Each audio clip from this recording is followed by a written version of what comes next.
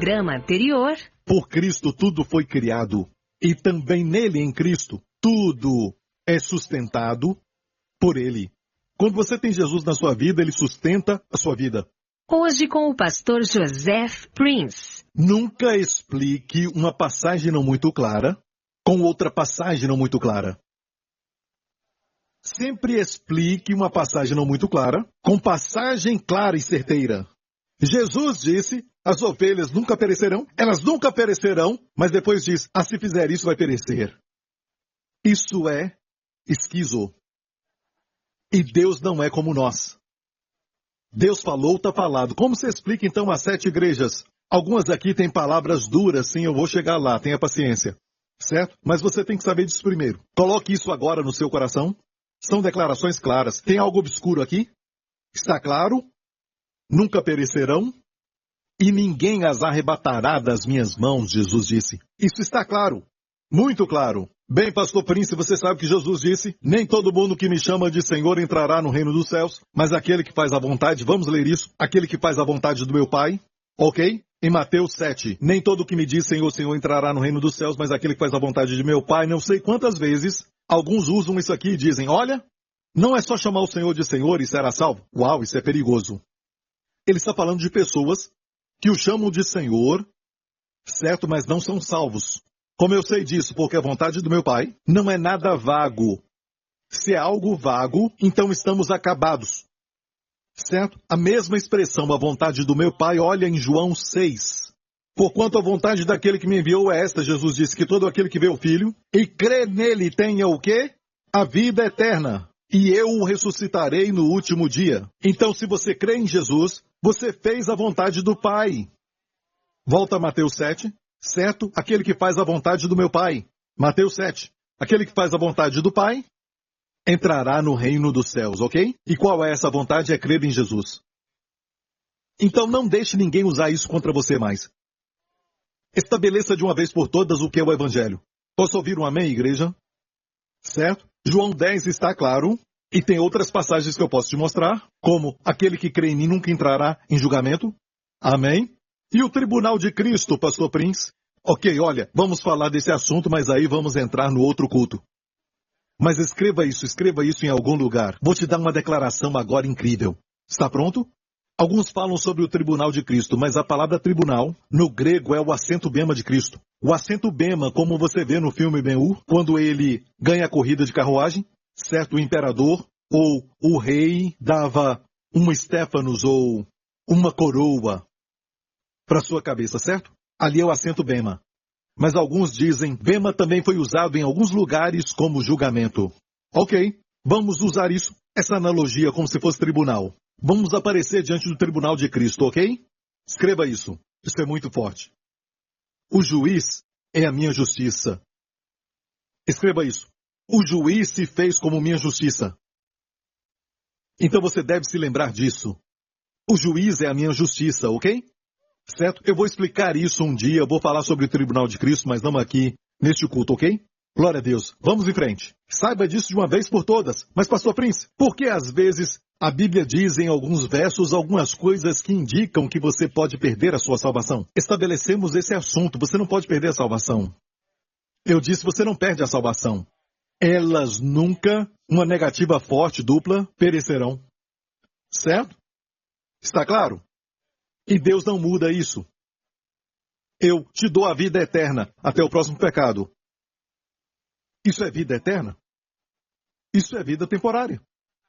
Vida eterna tem que ser vida eterna. Ok? E olha, a questão de santidade e vida certa, você se preocupa com isso. Eu também me preocupo. Eu quero que Jesus seja glorificado na vida de todos. Hoje eu saí para jantar, para almoçar, hoje à tarde, e eu estava sozinho, e perto de mim tinha 2 homens conversando, a comida veio, um deles curvou a cabeça e orou. Certo? Eu falei, legal, ele é um crente. Certo? E eu continuei comendo e depois eu ouvi, uau, todo tipo de palavrão. Falando do seu chefe, algo assim, palavrões? Eu olhei para ele e pensei, meu Deus, como podemos ser enganados? Podemos ser religiosos com algumas coisas e orar pelo alimento e depois, sabe, o nosso chefe ser sobremesa. E ele espetava o chefe, sabe? E eu fiquei com os meus ouvidos, não acreditei, sabe? E até você, quando vê isso, como se sente? Não tem constância. Amém? Então, aqueles que dizem que quem ensina a graça está dando licença para pecar, não entraram no meu josephprince.com para ler os testemunhos que estão lá, de pessoas que foram libertas de vícios, principalmente de vício de pornografia. Escute, no último, isso foi na semana passada. Eu estava em outro lugar. Eu vou em vários lugares, vocês já me viram por lá, certo? Porque eu amo café. E eu vi essa senhora, ela disse, oi, pastor Prince, e ela veio falar comigo. E o marido dela, seu marido, ela é da nossa igreja. O marido vem de vez em quando. E o marido dela tem outra mulher. Certo? É uma história triste. Eu perguntei, ele ainda vem à igreja? Ela disse não. Ela disse, ele acha que a sua mensagem é muito dura. Eu disse o quê? E ela disse, porque o senhor sempre fala de testemunhos de pessoas que foram libertas da pornografia e do adultério. Ele acha a minha pregação dura porque eu sempre conto testemunhos de pessoas que foram libertas da pornografia e do adultério. Então, como podemos ser uma igreja da graça, como as pessoas falam lá fora que aqui vale tudo, e as pessoas se convertem?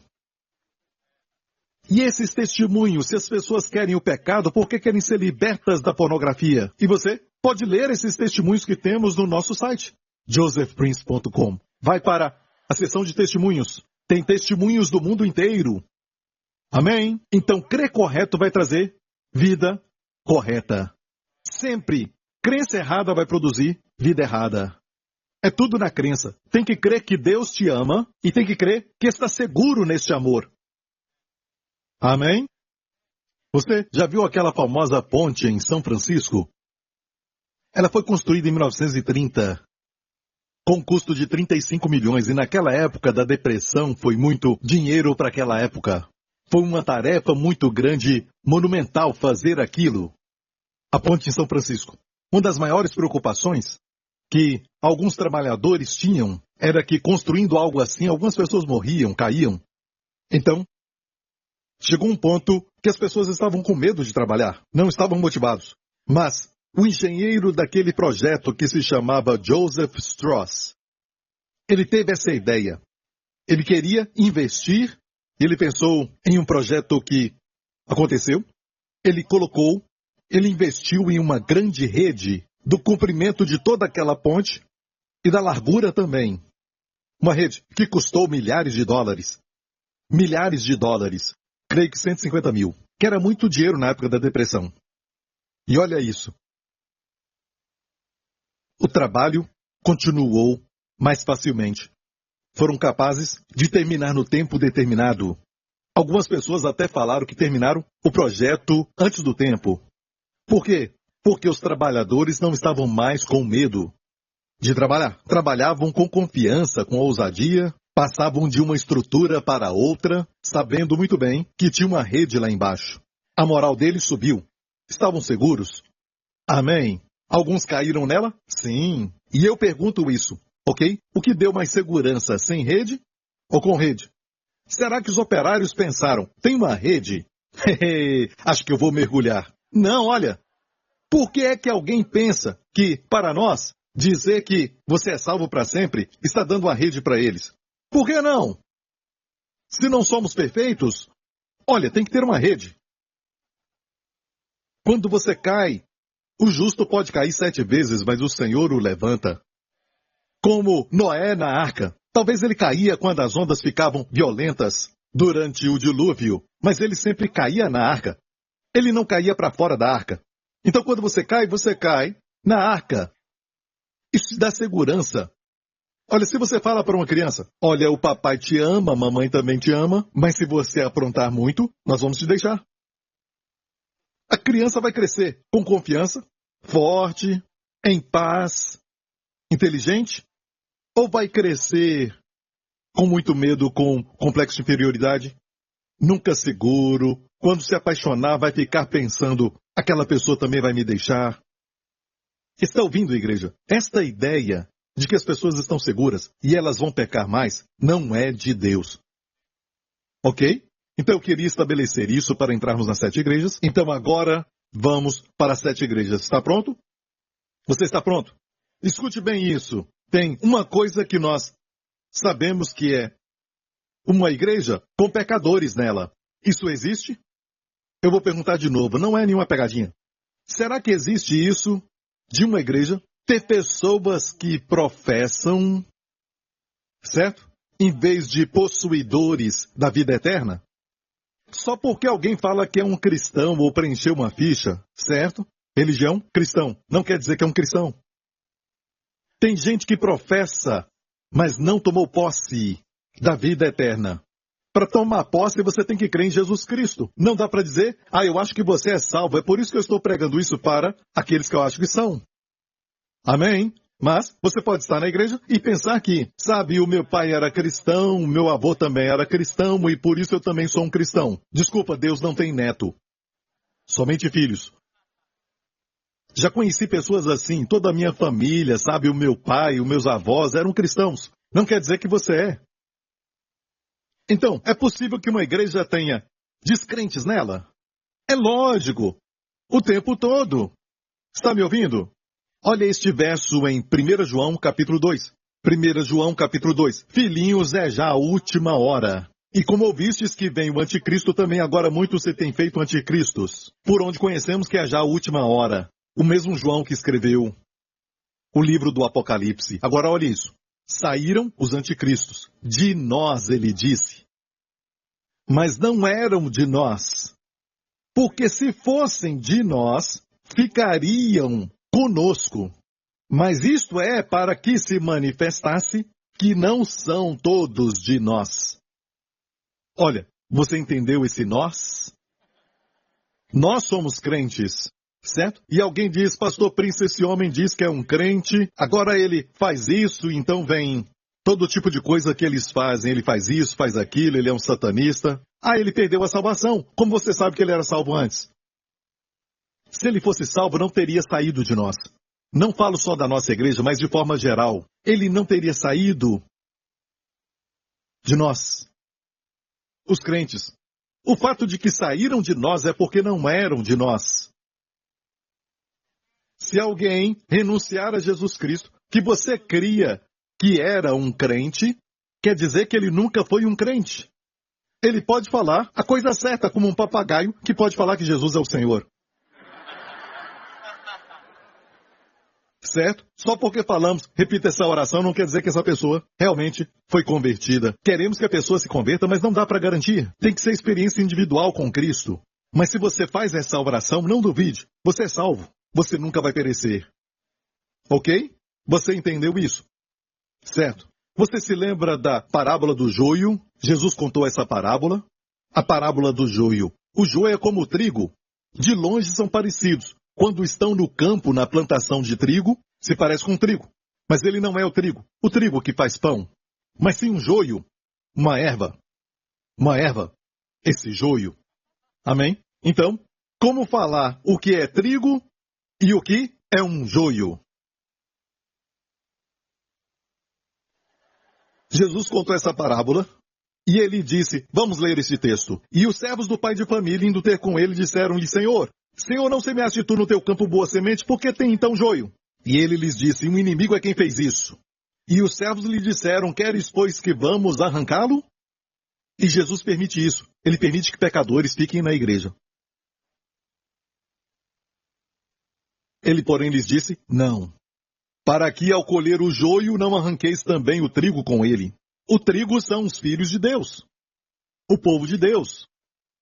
Certo? Alguns tentam arrancar o joio, essa erva, mas acabam ferindo o trigo. Deixai. Olha, ele falou isso publicamente. E mais tarde, em casa, os discípulos perguntaram, o que isso quer dizer? Ainda bem que eles falaram isso. Vamos ver o que ele disse. Jesus disse, o inimigo que o semeou é o diabo. E ele disse, a ceifa é o fim do mundo. E os ceifeiros são os anjos, entendeu? Assim como o joio é colhido e queimado no fogo, assim será na consumação deste mundo. Mandará o Filho do Homem os seus anjos, e eles colherão do seu reino... espera aí. Olha isso, colherão do seu reino. Então o joio está no reino. É possível termos pecadores no reino de Cristo. Eles podem estar na igreja, mas não são crentes. Colherão do seu reino, e no final nós vamos saber quem nasceu de novo, quem é salvo e quem não é. Certo? Mas não pense que é difícil ser salvo. Você creu em Cristo, então você sabe que você é salvo. A cabeça incomoda, mas o coração diz salvo, salvo, salvo. Amém? Colherão do seu reino tudo que causa escândalo e os que cometem iniquidade. Ok. Tem algo mais? E lançá-losão na fornalha de fogo, ali haverá pranto e ranger de dentes. Então justos, olha, os que são trigo, resplandecerão como o sol no reino de seu Pai. Quem tem ouvidos para ouvir, ouça. Você entendeu isso? Certo. O apóstolo Paulo escreveu para os coríntios. Escute isso. 1 Coríntios 5. Já por carta vos tenho escrito que não vos associeis com os que se prostituem. Isto não quer dizer absolutamente com os devassos deste mundo, ou com os avarentos, ou com os roubadores, ou com os idólatras, porque então vos seria necessário sair do mundo. Então ele está dizendo, quando eu escrevi, vocês interpretaram mal a minha instrução anterior. Eu falei para vocês não se associarem com os que se prostituem. Mas não estou falando das pessoas do mundo. Muitos deles são ladrões, mentirosos, sabe? Senão tem que sair do mundo. Entendeu? Então de quem ele estava falando? Mas agora vos escrevi que não vos associeis com aquele que, dizendo-se irmão, em outra versão, alguém que afirma ser irmão. Então, Paulo está dizendo, eu não sei se ele é crente ou não. Mas se alguém fala que é um crente e pratica pecado sexual, ou avareza, ou então é idólatra, ou maldizente, ou beberrão, ou roubador, com o tal ainda nem comais. Ele não falou das pessoas do mundo. Você pode comer com elas, mas se alguém na igreja que diz que é um irmão e pratica esses pecados, olha, o que é isso? Ele está dizendo que essas pessoas estão sujando o nome da igreja. Você entendeu? Deus é mais severo. Escute isso. Eu vou falar algo muito importante. Deus pode ser bom com as pessoas que são devassos, avarentos, idólatras lá no mundo, sabe? Mas se alguém está na igreja e não nasceu de novo, mas agem de certa forma fingindo que é salvo, e vivem de certa forma porque não tem um espírito, certo? E vivem uma vida que suja o nome da igreja, Deus vai lidar com essa pessoa. Eu não sei como complicaram isso. Mas olha bem, igreja. Isso aconteceu em Atos 5, com Ananias e Safira. Eles eram crentes? Eu falo sobre isso. Eles não eram crentes. Entraram na igreja primitiva para enganar, roubar as pessoas e se apresentaram como crentes. Olha, Deus é bom para aqueles que enganam lá fora. Se eles não conhecem a Jesus e estão perdidos, Deus é muito misericordioso. É piedoso com eles. Mas se eles vêm para a igreja e dizem que agora são crentes, e engana muitos, mas não eram salvos, vai ser como Ananias e Safira, eles vão morrer. E eu já provei através do fato de que todos os crentes no livro de Atos têm os seus nomes mencionados com a palavra discípulo, mas quem não era, só diz um homem chamado Ananias. E sua esposa Safira viu um certo homem, não um discípulo. E alguns capítulos depois, um homem com o mesmo nome, um certo homem, um discípulo agora, chamado Ananias, foi quem Deus enviou para orar pelo apóstolo Paulo. Você entendeu isso? Então, ainda dá para sair. Ou ser salvo. O que você quer? Amém? O que você quer? Olha, escute bem isso, ok? Certo? Isso é algo que as pessoas confundem muito porque não entendem que Deus é um bom Deus, não atribui os pecados ao mundo. Jesus morreu por eles, mas Deus abomina o engano. Ele lida com aqueles que se dizem cristãos, mas não foram salvos. Porque esses vivem vidas que, você sabe, alguém diz, mas ele é um líder na igreja, ele é um diácono. Olha, tem pastores que não são salvos. Tem pastor que você pergunta, como ser salvo? Bem, você crê em Jesus Cristo, mas tem que também ser santo. Você tem que abandonar o seu pecado. Ele acrescenta obras ao evangelho. Isto não é salvação. E infelizmente, penso assim, e sabe que John Wesley uma vez falou que ele estava pregando Jesus, que ele era um missionário antes de ser salvo? Um dia ele ouviu uma mensagem que tocou o seu coração, ele disse. E assim ele creu em Cristo. Tem alguns que dizem que são salvos e têm um trabalho de pastor, querem um salário ou querem influência, algo assim, e não são salvos. E da boca deles e do coração saem ensinamentos loucos, que colocam o corpo de Cristo na escravidão. Ok, você entendeu? Mas não se preocupe. Você é salvo. E agora, vamos falar das 7 igrejas, ok? Delas, as 7 igrejas, vamos lá. Bem, o fato é este. Sobre as 7 igrejas, escute bem. Todas as 7 igrejas, a primeira delas, Éfeso, que fala do tempo dos apóstolos, até Laodiceia, os nossos tempos. As últimas 4 falam do nosso tempo agora. Vou falar rapidamente para você anotar, vou falar só uma vez. Éfeso fala do tempo dos apóstolos, o final daquele período. Depois vem Esmirna, a igreja que sofre. E quando você vai no lugar que falam que é Esmirna, hoje na Turquia, eles te mostram, tinha ali um ancião líder chamado Policarpo. E ele era o anjo da igreja de Esmirna. Ele foi morto. Então, a segunda igreja é Esmirna, não tem repreensão de Jesus para ela. Por quê? Porque ela sofria. Amém? E as pessoas ali eram salvas. Certo? É lógico, tinha alguns que não eram salvos. E então ele disse, aquele que vencer. Ok? Escute, primeiro eu vou provar então para você. Número 3, a terceira igreja. Certo? Foi, depois de Esmirna, foi Pérgamo. Certo, Esmirna vai até o tempo do último imperador. Não o último imperador, me desculpa. O último imperador que perseguiu antes de Constantino e fez do cristianismo a religião oficial de Roma, ok? Isso é a igreja de Pérgamo. E Esmirna terminou em 313 DC, com Diocleto, o imperador. E depois dele, veio o período da igreja de Pérgamo, através de Constantino. Pérgamo fala do tempo de Constantino. Ok? Quando a igreja não sofria mais, não tinha mais martírio. Foram aceitos, mas se tornaram políticos. E depois de Pérgamo vem Tiatira, que é o catolicismo romano. E você vai ver que durou até os dias de hoje. As últimas 4 das 7 igrejas, as primeiras 3, você vai ver subindo em degraus. Depois as últimas 4 que duram até hoje, até os dias de hoje. Certo? Tiatira é o catolicismo romano que está até hoje. Certo? Do ano 590 até agora. Depois de Tiatira, o catolicismo romano, vem, Tiatira e Sardes. Sardes foi o protestantismo. Martinho Lutero. Sardes, certo? Veio e se tornou oficial, ok? Para aqueles que protestaram. Até então chegar depois de Sardes, que foi Filadélfia. Ok? Filadélfia é a igreja que continua até hoje. Certo? Ela veio e ela recebeu só elogios de Jesus. Que a nossa igreja seja como Filadélfia. Mas ninguém pode falar que é Filadélfia ou não. Mas ainda existe até os dias de hoje. E a última delas é Laodiceia. Eu falei de todas? Certo? Laodiceia é a última delas. Uma igreja rica, e rica não quer dizer errada. Mas se orgulhavam disso, diziam, sou rico, não preciso de nada. Falamos, Deus provê para nós.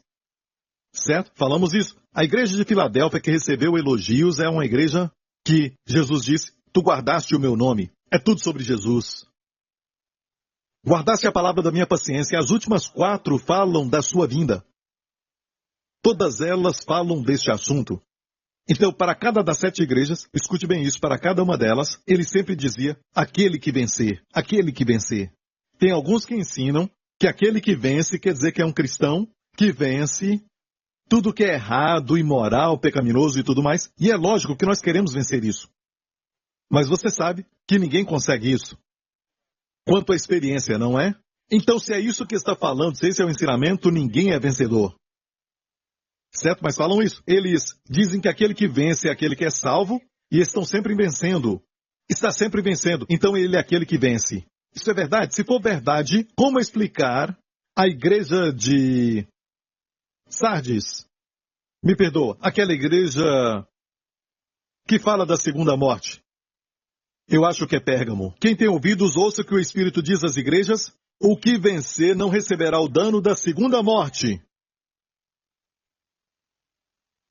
E se você fala que temos que vencer todo o pecado, ou seja o que for o mundo e tudo mais, ok, e não sofrerá o dano da segunda morte, essa notícia é ruim.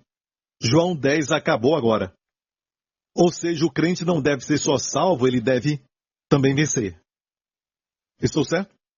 Quando você tem a verdade, uma outra tese sobre a verdade também é verdade. Se você diz que se você não vencer, você vai sofrer o dano da segunda morte. O que é isso? O livro do Apocalipse nos fala, no capítulo 21, os medrosos, ou os covardes em uma outra versão, aos incrédulos, aos abomináveis, aos homicidas, aos que se prostituem, e aos feiticeiros, e aos idólatras, e a todos os mentirosos, a sua parte será no lago que arde com fogo e enxofre, o que é a segunda morte.